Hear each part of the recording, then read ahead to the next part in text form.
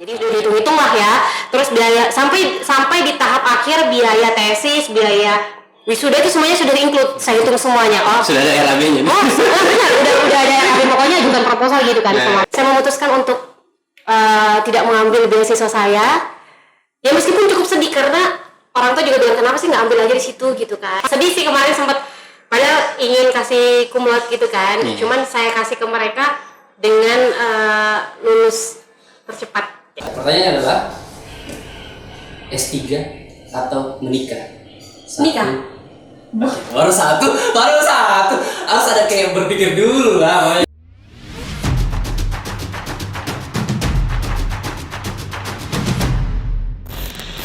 Halo semuanya, selamat sore, selamat datang di Pod Story dengan saya Rian, dan hari ini kita sudah kedatangan tamu spesial dan luar biasa, sangat inspiratif dan motivatif ya. Ya, biasa saya panggil dengan Kak Una. Halo, salam kenal. Ya, salam kenal. Kita sudah kenal. Tidak usah banyak gimmick. To the point. Itu sebenarnya diperlukan. Itu sebenarnya diperlukan. Untuk apa gimmick? Untuk menaikkan rating. Ya silakan di like dan di subscribe ya. Oke. Jadi Kak Una ini luar biasa, di umurnya sekarang sudah punya titel S2 ya. Jadi saya sebutkan namanya Erna Kurniawati Esos Emso. Pertanyaan pertama. Oke. Titel Esosnya diambil di mana? Titel Esos sebenarnya itu, ini canda atau serius nih jawabannya? Ya, muka saya sudah serius. Oh, serius. Tanpa makeup. Sebenarnya Esos saya itu diambil dari Institut Agama Islam Negeri Kendari. Jurusannya apa jurusannya? Kalau di IAIN itu saya ambil komunikasi penyiaran Islam. Apa yang dipelajari di sana? Banyak sekali. Yang paling membekas lah. Yang paling membekas kenangan. Aduh. Ilmu yang paling membekas yang sampai sekarang mungkin bermanfaat begitu. Kalau ilmunya itu memang broadcasting sih, khusus broadcasting, karena waktu S1 di sana kan saya terutama mendalami yang namanya radio gitu. Jadi, berarti di sana broadcasting fokusnya radio. Atau penyiaran lain juga ada? Sebenarnya radio itu salah satu kayak fasilitas yang disediakan oleh kampus untuk mahasiswanya berkembang gitu. Jadi kalau untuk KPI-nya sendiri, pelajaran broadcasting itu hanya bagian dari yang lain kayak gitu. Tapi pelajarannya banyak banget gitu. Ilmu komunikasi, statistik pun kita belajar semuanya. Tapi yang paling membekas tuh kayak penyiaran kayak gitu. Kenapa ada dengan statistik? Kayaknya yang sendiri itu statistik. Sebenarnya itu apa ya?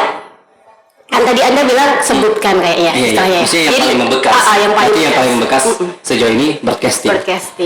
Tempat kerja di radio tidak? Kalau kerja kebetulan kemarin kan di sana ada ini ya, komunitas. Komunitas radio, dan di sana saya alhamdulillah juga menjadi stasiun manajer di sana selama setahun.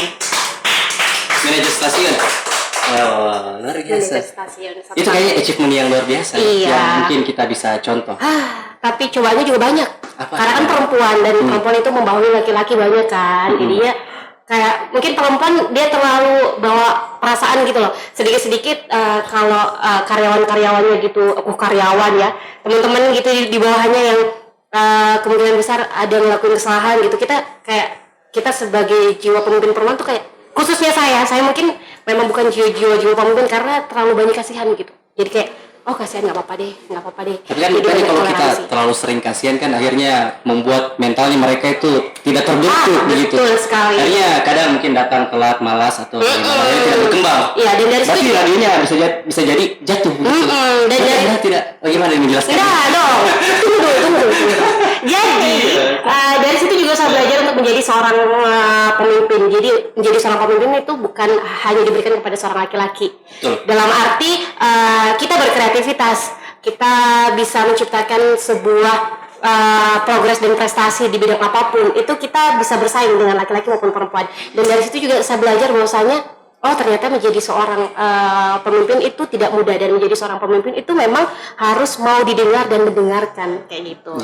Oke, kita ke titel Emsosnya. Kita balik lagi. Udah cukup ya Esos ya? Sudah cukup. Terima kasih. Titelnya diraih di mana? Apa? Diraih didapat titel Emsos. Didapat di mana, Kakak Una? Kalau kalau MSOS sebenarnya itu ada cerita lucu tau. Oh, iya. Ketika saya di YIN itu kan selesai kurang lebih berapa ya? Nggak sampai 4 tahun, 39 kalau bukan 39, 310. 3 tahun 10 bulan. Oke. Kisaran itu. Berarti cum laude tidak? Alhamdulillah. Oh, iya. Alhamdulillah cum laude. Dan saat itu tuh ada tawaran beasiswa. Saya dapat Ditawarkan beasiswa. kapan dicari? Dikasih. Memang kalau untuk mahasiswa yang berprestasi akan diberikan beasiswa. Oke. Gitu. Itu berarti beasiswa berprestasi. Oke. Beasiswa berprestasi saat wisuda gitu. Jadi waktu itu kayaknya yang dapat berapa ya? 2 kah atau 2 kayaknya kalau nggak salah ya. 2 gitu dari fakultasku. Terus akhirnya setelah itu pas dikasih beasiswa, cuman saya mikir ternyata beasiswa itu dari pihak kampus itu khusus untuk IAIN, bukan untuk dibawa keluar gitu loh. Paham nggak maksudnya? Oh iya, paham. Gitu. Maksudnya Jadi ini untuk di instansi itu kamu bisa ambil di beasiswa ini, tapi kamu harus lanjut di kampus ini kayak gitu. Oke. Kampus ini. Berarti gitu. waktu itu ada jurusan itu terbuka untuk S2. Nah, tunggu dulu, itu dia jawabannya. Jadi setelah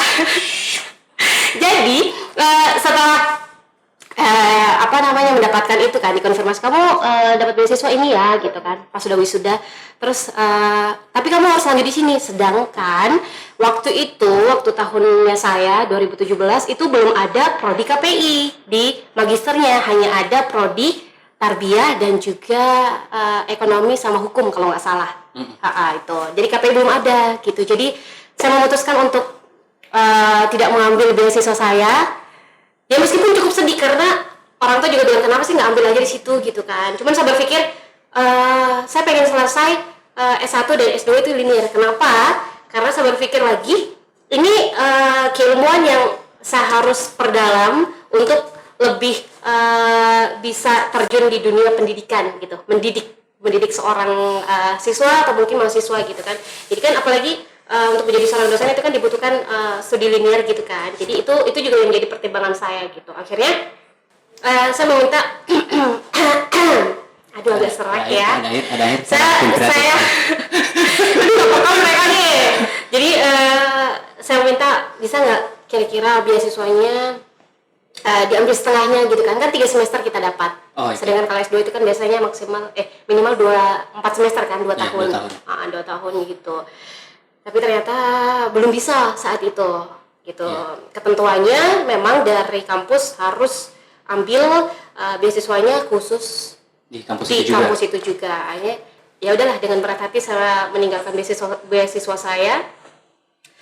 Dan sebelum lanjut S2 itu saya nggak langsung lanjut S2, jadi berhenti setahun gitu. Hiatus setahun. Bikin apa itu dalam setahun ya? Iya, setahun itu. Setahun saya coba menjadi beban orang tua tidak? Enggak dong, membebani orang lain. Setelah lulus, saya berusaha untuk mencari sebuah pekerjaan sesuai dengan passion saya gitu. Passion apa? Akademiknya? Dari broadcasting kan?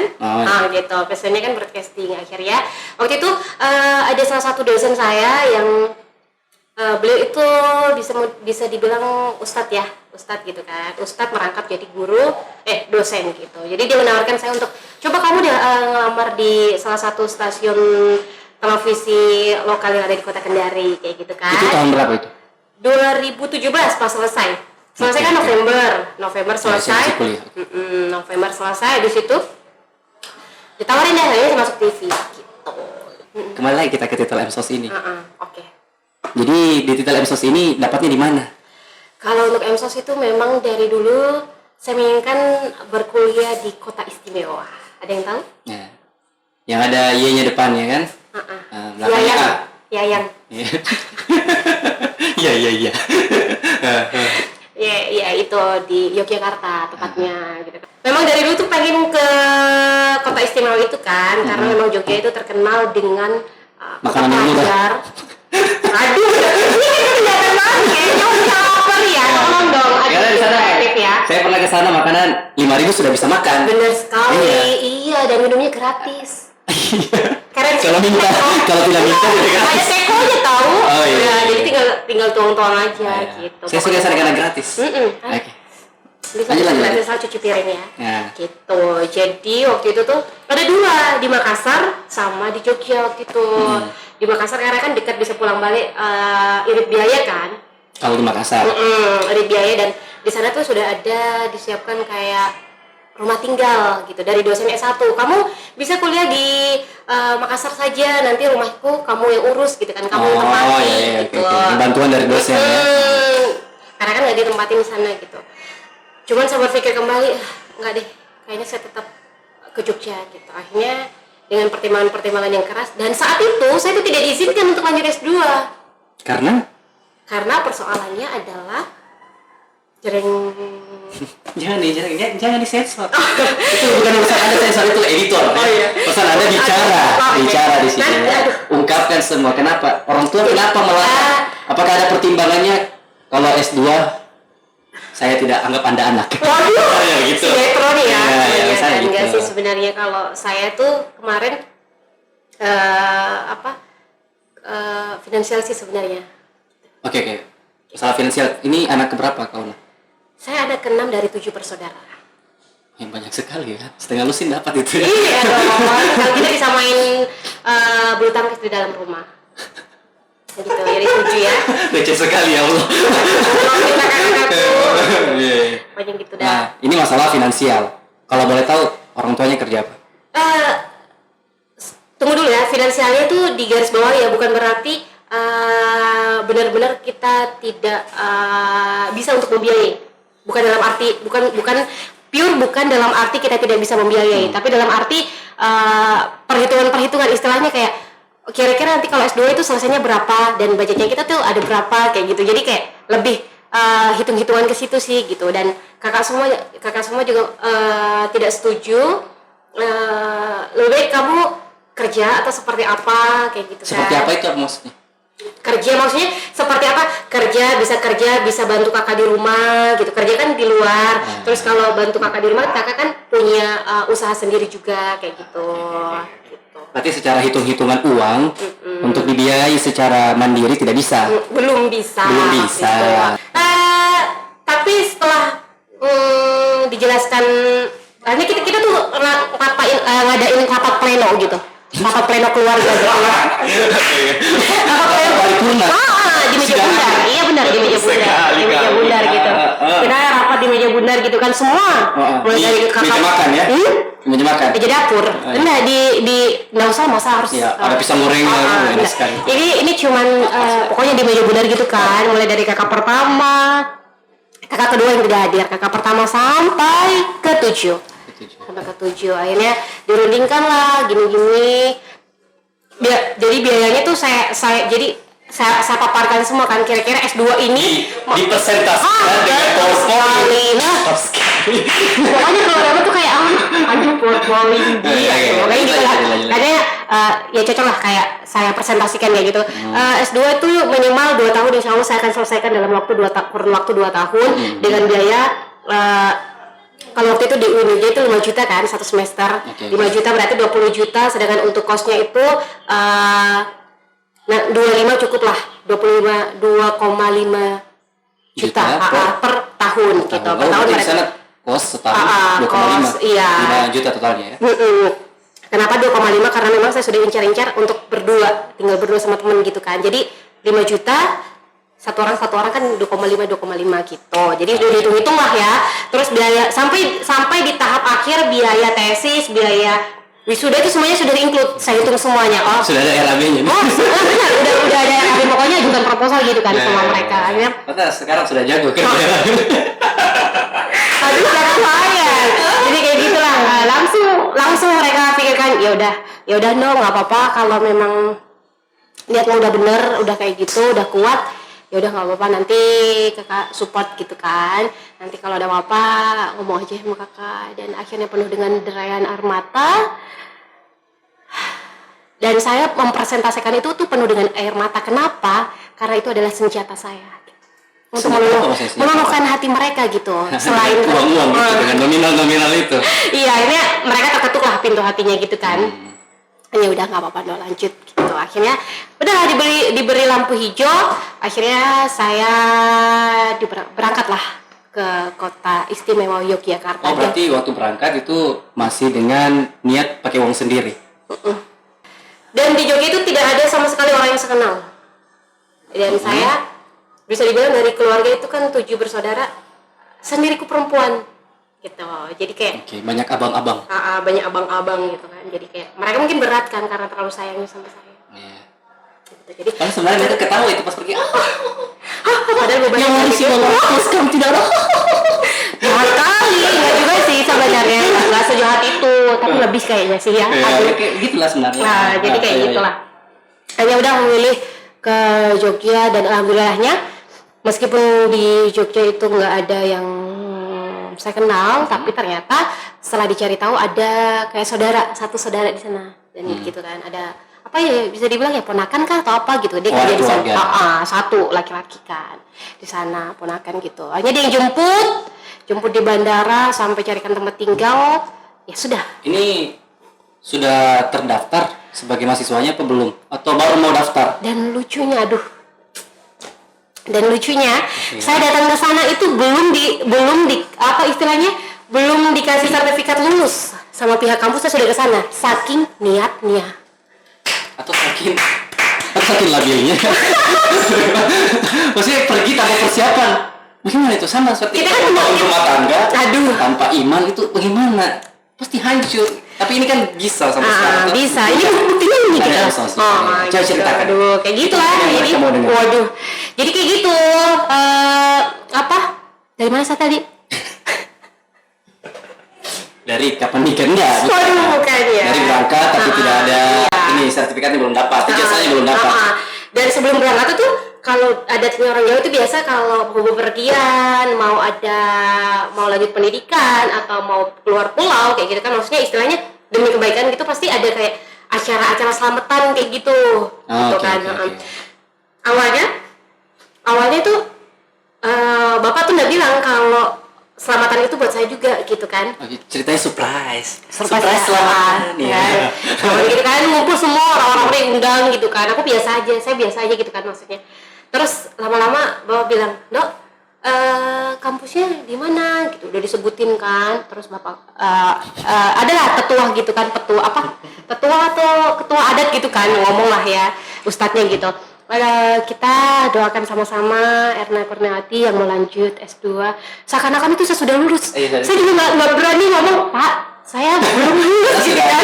Selamatan ya. Iya, gitu kan, jadi kayak ya Allah gitu kan.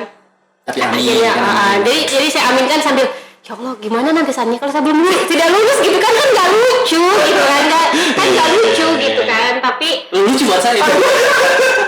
aduh, tapi ternyata Allah punya jalan lain gitu kan. Akhirnya ya udahlah, udah diselamatin, kemudian saya berangkat di sana. Padahal saya datang tuh dari bulan Agustus, sedangkan masuk kuliahnya itu September. Jadi saya 1 bulan di sana, eksplor betul-betul Jogja sendirian gitu. Ekspor bagaimana maksudnya? Jalan-jalan. Eksplor. Eksplor. Ya, keliling-keliling Jogja. Keliling-keliling Jogja. Pertanyaannya kenapa harus di UIN? Kenapa tidak di universitas yang lain? Karena saya mencintai Universitas Islam. Tapi kan di Malang ada juga. Ya karena kembali lagi tadi saya ngomong, saya dari dulu pengen datang ke kota istimewa Yogyakarta. Mungkin karena terlalu banyak masukan-masukan yang ditonton gitu kan, apa-apa kota istimewa Yogyakarta. Jadi kayak amunisinya tuh banyak banget gitu. Jadi kayak oh ya udahlah berarti kesana gitu. Kan memang kalau daerah UIN kan terkenal dengan perpustakaan yang besar kan, dan itu sudah mendapatkan sertifikat juga gitu, menjadi kampus perpustakaan terbaik juga. Aduh kayak promosi kampus ya. Ada pengalaman apa selama kuliah? Selain yang umumnya kayak misalnya datang mau tanda tangan tapi ditolak, yang itu terlalu umum. Tapi yang membekas, yang terkenang sampai saat ini. Yang terkenang tuh sebenarnya di semester 4. Semester akhir itu jatuhnya. Semester akhir. Kalau semester 1, 2, 3 itu biasalah ya, kita di kuliah, pulang, makan, kerja tugas. Tapi bedanya kalau memang S2 itu kita ngerjain jurnal, guys. Penelitian gitu kan. Itu harus selesai. Sekarang juga kerja jurnal. Bener. Tapi itu di sana tuh benar-benar kayak harus mereka dosennya baca benar-benar gitu loh. Jadi kayak kalau plagiat kelihatan akan plagiat gitu, dan nilainya akan dierorkan gitu. Jadi kayak berarti ini benar-benar pure harus hasil tulisan dari saya sendiri harus kayak pola gitu. pikir sendiri. Di sana lah kayak gitu. Dan selain itu tugas-tugas yang kayak karena S1 kan kita belum pernah dapat jurnal kan, belum pernah nulis gitu. S1 kan kita cuma nulisnya makalah, clipping, artikel kayak gitu-gitu kan. Ada tugas SMA. Clipping. Aja langsung datang disuruh kerja jurnal gitu kan, jadi kayak pusing gitu kan. Jadi tapi alhamdulillah alhamdulillah membantu gitu kan, karena teman-teman di sana tuh semuanya mensupport gitu kan, dan lingkungannya juga mensupport. Akhirnya selesai. Dan yang paling ininya tuh semester 4 gitu kan. Kalau khusus di UIN itu untuk prodi KPI itu kita harus menyelesaikan 2 tahun. Udah tahun itu ya, 2 tahun. Kalau 3 semester itu belum bisa kita selesai wisuda. Kenapa? Karena memang masih pakai kurikulum yang 2 tahun itu. Karena di tesisnya itu harus ada di semester 4 gitu kan. Mata kuliahnya kita banyak banget. Habis itu di semester 4 lah. Di semester 4 itu kita ada berapa orang ya? 15 orangan kayaknya kalau nggak salah ya, satu kelas itu ya. Dari berbagai mancanegara. Dari berbagai provinsi maksudnya ya. Dari berbagai provinsi gitu. Ada semuanya pokoknya di situ. Nah, setelah itu langsung dah ketika kita ajukan tugas akhir, itu satu hal yang tidak pernah disangka-sangka, dan ternyata ya Allah, begini ya ternyata kayak gitu, kayak begini ya ternyata begini ternyata perbedaannya itu sangat beda sekali. Kita untuk sekedar ACC judul itu butuh waktu berbulan-bulan sampai kita derayan air mata, keringat semua gitu. Nggak mudah deh pokoknya ternyata S2 tuh di tahap akhirnya gitu ya, penuh dengan perjuangan untuk meluluhkan Bapak Kaprodi tercinta. Sebut saja namanya Bapak. Terima kasih Bapak. Ya itu waktu itu untuk S2-nya beasiswa apa jadi? Enggak. Kan itu tadi tidak bisa dipakai kan? Sekarang berarti beasiswa baru. Atau dapat beasiswa apa tidak sebenarnya nih? enggak, jalan sendiri. Mandiri. Pakai uang sendiri. Mandiri, pakai uang mandiri gitu. Jadi pakai biaya sendiri dan semua estimasinya sama. Betul-betul jatuhnya berarti berapa? 25 juta? 25 juta ya? Itu kan tadi Benar. 25 juta, benar. Kan belum biaya cetak apa? Di sana punya kendaraan atau jalan kaki? Ini kos-kosan atau asrama, ini kampus. Kita jalan aja 10 menit sampai. Oh gitu. Kita bisa lihat kok dari itu kampus kayak gitu. Bisa kelihatan. Terus maksudnya apakah tidak pernah kepikiran ketika pakai uang orang tua, maksudnya bagaimana caranya membantu? Benar, kepikiran sekali. Pasti anak-anak yang disekolahkan dengan biaya orang tua, pasti mereka berpikir tidak ingin mengecewakan mereka dengan cara mungkin bukan dengan pure materi yang kita bisa kasih ke mereka gitu, tapi dengan prestasi yang kita miliki untuk mereka gitu. Jadi pasti ada prestasi itu. Dapat lagi cum laude. Hampir satu poin lagi baru cum laude gitu. Jadi cuman kayak ya udah. Jadi sedih sih kemarin sempat, padahal ingin kasih cum laude gitu kan. Cuman saya kasih ke mereka dengan lulus tercepat kayak gitu. Saya lulus, saya menghabiskan dana sesuai dengan perkiraan RAB yang awalnya saya susun gitu. Itu Okay. yang saya kasih ke mereka, dan mereka Terus bagaimana ketika wisuda? Waktu itu sudah COVID atau belum? COVID, dan saya itu wisuda COVID pertama.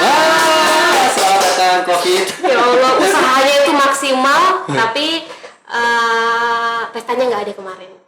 Jadi Sangat disayangkan ya. sangat disayangkan sekali. Tidak lagi baca-baca ya. Dan lagi selamatan, tapi tetap selamatan. Cuman saya tidak memakai toga baru gitu. Jadi di rumah tidak ada foto. Berarti wisudanya online atau gimana? Wisudanya online, dan wisudanya waktu itu saya Zoom. sudah Zoom benar. Dan waktu itu wisudanya itu saya sudah ada di kampung. Saya sudah pulang sini. Sangat tidak enak ya. Sangat tidak menjiwai itu wisuda itu ya. Sudah tidak pakai toga. Iya, tidak ada air mata juga. Tidak ada air mata, jaringannya putus-putus. Akhirnya cuman bisa nongol sekali, habis itu selesai. Cuman itu pun pas disebut namaku itu saya dikirimkan dari teman saya. Di screenshot. Una, kamu udah disebutkan. Ya Allah, sedih. Ya Allah, alhamdulillah. Ya, jadi kayak Kayak 2 tahun itu sia-sia kayaknya. Tidak ada rasanya. gitu ya, kayak definisi ya kayak ya Allah, ini perjuanganku udah sepanjang ini kayak gitu. Tapi tidak ada rasanya ya. Apakah aku harus kuliah lagi? Berarti ada kemungkinan kuliah S3. Amin. Berarti mau ambil linear lagi. Insya Allah. Kalau ada Rencana di mana lagi nih kalau gitu? pengennya di luar negeri sih sebenarnya. Berarti yang kayak Indonesia Timur, negara bagian timur mungkin ya? Masih Asia sih sebenarnya. Oh, oke. Pengennya masih tetap. Ada rencana? Ada. Di mana? Malaysia. Nanti ketemu Filipina. Nanti saya fotokan ya. Ya, Saya betul. bikin Ya. Takut kayak gitu sih. Sekarang fokusnya mau apa sekarang? Mau apa tujuan akhirnya lagi? Ingin diraih lagi apa? Sebenarnya tujuan akhir tuh kayak setelah selesai, saya pengen lebih ke membahagiakan dulu orang tua gitu. Dalam arti mungkin finansial ya, kayak saya kasih ke mereka kayak gitu. Sekarang kembali mengajar di Yayan Kendari, berarti dari keluar di situ kembali lagi ke situ untuk mengabdi. Itu memang dipanggil atau keinginan sendiri? Sebenarnya waktu penyusunan tugas akhir tuh dosen-dosen di sana tuh support gitu kan. Iya benar mau selesai, nanti kembali ya ke sini. Ditunggu gitu-gitu maksudnya. Itu dari dosen. Dari dosen semua gitu kan yang kenal saya gitu. Nanti kembali ke sini ya kayak gitu-gitu. Kembali ke pelukan. Aduh. Gitu jadinya nanti kembali ke sini ya kayak gitu. Pokoknya banyak yang support gitu kan, selesaikan dengan baik kayak gitu. Akhirnya setelah selesai, setelah berusaha untuk memberikan lamaran saya melamar dulu ya. Akhirnya setelah sekian lama tidak pernah dilamar, akhirnya datang melamar. Enggak juga. Pokoknya Kunjung dilamar wanita ini kemudian melamar. Saya menjadi Hadijah ya. Saya ngelamar di kampus itu dan alhamdulillah bisa langsung gitu kan. Akhirnya saya terpilih lah ya. Kayak di sini nih. Terpilih aja saya masuk lah ya. Gitu ngajar 1 semester megang produksi siaran radio. Jadi sesuai dengan passion memang kan mereka tahu waktu saya S1 suka radio dan penanggung jawab radio. Penanggung jawab radio itu otomatis insya Allah bisa lah ya kita akhirnya masuklah ngajar lah di situ jadi dosen LB. LB apa ya? Dosen laki banget. Aduh itu luar biasa, istilahnya kayak dosen luar biasa gitu. Mungkin bisa dikatakan kayak honorer juga sih sebenarnya ya. Pokoknya LB itu kayak bukan bahasa halus yang diformulasikan dari honorer. Mungkin maybe ya. Kayak gitu sih. Ada ngajar, pas ngajar rapat tuh ketemu dosen semua yang pernah ngajar saya gitu kan. Pas kita rapat pas kita rapat apa istilahnya distribusi mata kuliah gitu kan. Distribusi mata kuliah datang gitu kan. Sama pakai masker, malu kan gitu langsung. Datang ngumpul semua absen gitu kan, di absen satu-satu gitu terus dia ya Ibu Erna. Hah? Iya. Ibu. Yang kita panggil Ibu. Jadi kayak mereka tuh manggil Ibu jadi kayak aduh saya sudah seumuran mereka nih. Maksudnya gak enak gitu kan. Akhirnya saya sungkan, saya segan gitu kan. Mereka orang tua saya gitu kan. Mereka manggil saya Ibu. Iya nggak boleh kan kamu udah ini. Pakai gitu kan. Gini. Pertanyaannya kan passionnya adalah menyiar kan, broadcasting. Kenapa jatuhnya harus mengajar? Karena apa ya? Passion mungkin bisa dijadikan sebagai opsi kedua gitu. Karena ketika kita lanjut S2 ya kita berkomitmen untuk kembali lagi kayak tadi kita ingin mengabdi. Kita ingin mengabdi, kita pengen memberikan ilmu apa yang kita pahamkan kepada teman-teman kepada adik sekalian gitu. Tapi sebelumnya punya pengalaman untuk mengajar? Kalau untuk pengalaman sebenarnya sih nggak terlalu banyak sih, tapi waktu SMA ada lah ngajar anak SD, pernah ngajar. Emosi itu. Aduh. Saya pernah rasa soalnya. Oh ya pernah ya. Aduh gimana saya ajar bahasa Inggris waktu. Oh masya Allah, berarti bisa ya. Tapi kalau penuh apa? Ngajar anak SD itu kesabarannya juga. Ya, jadi kita juga perlu mengapresiasi guru-guru SD, apalagi TK gitu kan. Itu semakin rendah semakin emosi. Itu diuji ya kesabarannya. Jadi kita kayaknya sudah semua pertanyaan. Alhamdulillah ya, berarti. Tapi tadi ada pertanyaan closing dari saya. Aduh, itu tadi tidak cukup semuanya, Pak. Ini lupakan semuanya. Ini pertanyaan yang paling penting di antara semua pertanyaan Kayaknya saya tadi. nanti kalau saya tidak sanggup mungkin bisa Tidak, aku tidak ada waktunya. Saya hitung, ya saya kasih lah 5 detik ya. Oke. Dalam hitungan kelima Nanti kalau saya ini tidak bisa menjawab, harus jawab. Pilihan, ini pertanyaan pilihan. boleh, itu saya suka. Iya, oke. 5 detik ya. Oke. Pertanyaannya Terus saya adalah, pertanyaannya adalah beneran deh. Coba pegang. santai, terus sangat simpel. Pilih A atau B aja. Ini kayaknya lebih dari ujian tesis deh. Iya, pertanyaannya adalah S3 atau menikah? Menikah? Oke, baru satu. Harus ada kayak berpikir dulu lah, Jadi Maya. sebelum waktunya habis, Iya. kita manfaatkan. Betul. Mencari calon yang bisa menghidupi kau Una. Oh. Iya. Aduh promosi ya, aduh. Iya. Silakan DM ya. Apa nama IG-nya silakan. IG-nya ada di bawah ini. Oke. Kita tutup. Terima kasih, sampai jumpa di Pod Story selanjutnya.